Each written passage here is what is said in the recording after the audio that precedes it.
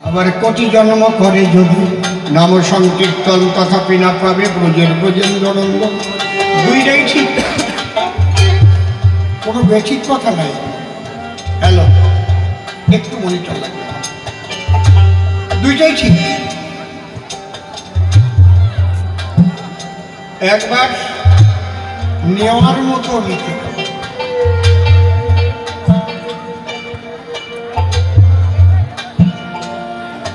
আমার মা একটু শুনেন,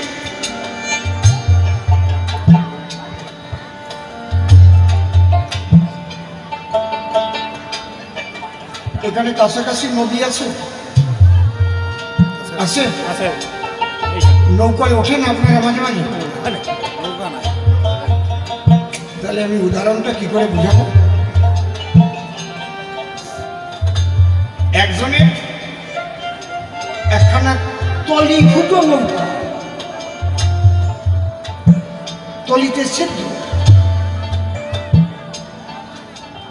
আর একজনের বান শুয়াইয়ে জল ওঠে। বান বোঝেন? ওই যে তক্তাগুলো দেয় আর পাতান দিয়ে আটকায়, ওই জায়গা যখন ফাঁকা ফাঁকা হয়ে যায় বান শুয়াইয়ে জল ওঠে। তাহলে একটা বড় নদী পাড়ি দিতে ওর 3 বার জল ফেলতে হয়, যার বান শুয়াইয়ে ওঠে। আর যার ফুটলো তার জল ফেলতেই চালু থাকতে হবে। ওই আরম্ভ করবে, যেই নৌকা খুলবে একেবারে ওপার পর্যন্ত যাইলে শেষা শেষ হবে।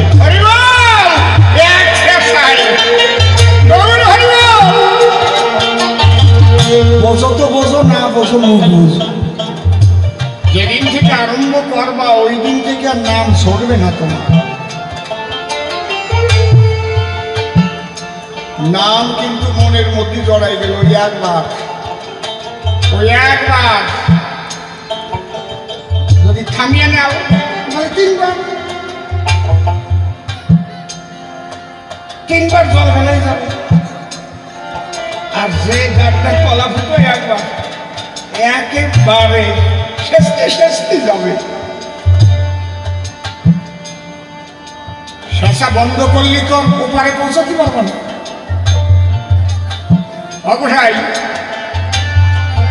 যেদিন থেকে নাম পেয়েছ, নাম যেন ভুলো না, একেবারেই চলতে থাকবে।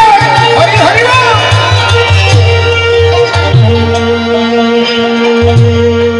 এই জন্য বলে এক নামের আসর।